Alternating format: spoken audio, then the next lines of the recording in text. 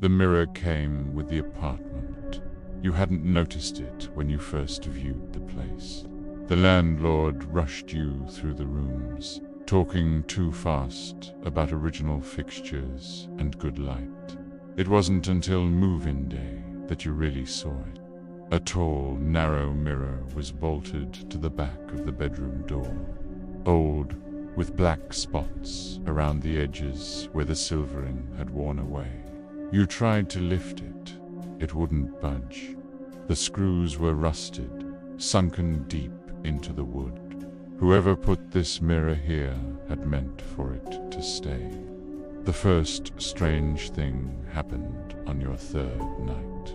You were half asleep, the room lit only by the street light outside. The mirror faced the bed. In that dim light, you saw your own shape there curled on your side. Blanket pulled up, the faint suggestion of your face. You closed your eyes. You opened them again an instant later. The shape in the mirror had not changed positions. You were now lying on your back, staring straight at the ceiling. In the glass, your reflection was still on its side, facing the door. You stared, heart thudding. It had to be a trick of light. Slowly, the shape in the mirror rolled onto its back to match you. Too slowly, like it was copying you from memory. Your own chest rose and fell too quickly. In the mirror, the rise and fall lagged by half a breath. You squeezed your eyes shut. When you opened them again, it was morning. The mirror showed only you pale, tired hair, a mess. Normal. You told yourself it had been a dream. The next few nights, you avoided looking at the mirror in the dark. You covered it with a towel once, but the fabric slipped halfway down during the night. A week later, you noticed the reflection doing something else. You stood at the door, brushing your hair.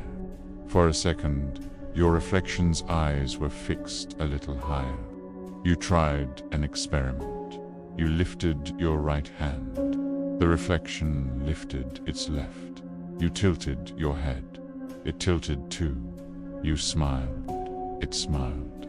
Then, while still smiling, its eyes flicked just barely over your shoulder to something behind you. You turned fast. The room was empty. You stopped using that mirror. At night, you shut the bedroom door. Still, you could feel it, like a painting whose eyes followed you, even through the wall. One evening, a storm rolled in. The power went out. You lit a candle. The bedroom door stood half open. You could see the edge of the mirror. Your hand shook as you pushed the bedroom door wider. The candle flame stretched the shadows. Your reflection waited in the mirror. You lifted the candle. Your reflection lifted it too. Then your reflection's candle flame went out. Yours did not. In the mirror, your face was now lit from nowhere. Your reflection's mouth did not move. Its eyes slid past you, down the hallway behind you, as if watching something walk up behind you.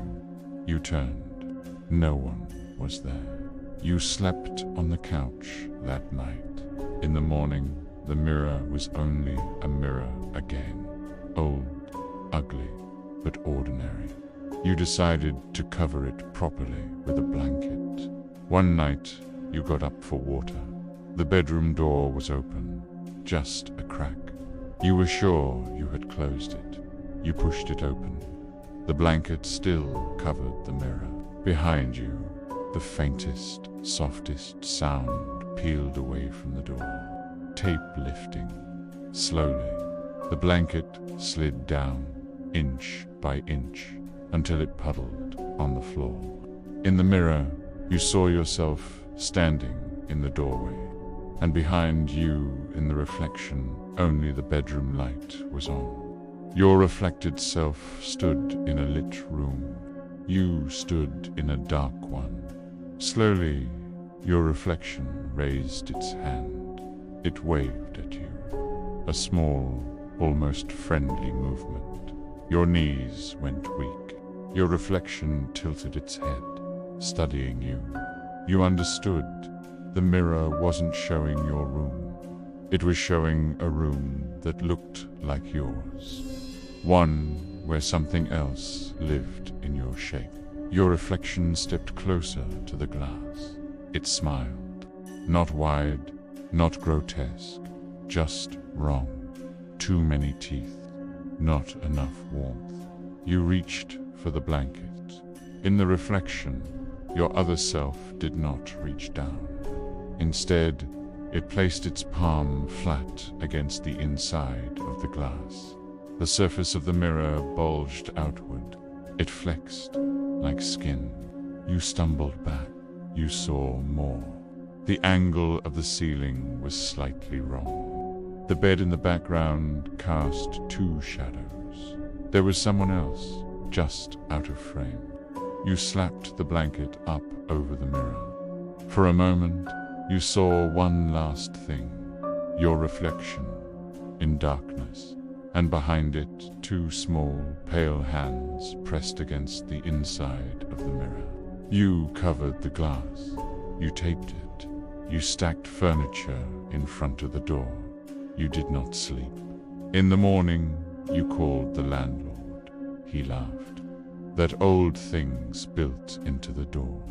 The last tenant got strange about that mirror. She moved out in the middle of the night. Haven't heard from her since. That night, you slept on the couch again. You woke up to a soft sound. Fabric shifting. Tape peeling. The bedroom door creaked. You lay perfectly still. You knew without seeing that if you opened your eyes, you would see a tall, narrow rectangle of silvery dark, just big enough to show you your own sleeping shape on the couch, and behind it, something else finally stepping into the frame.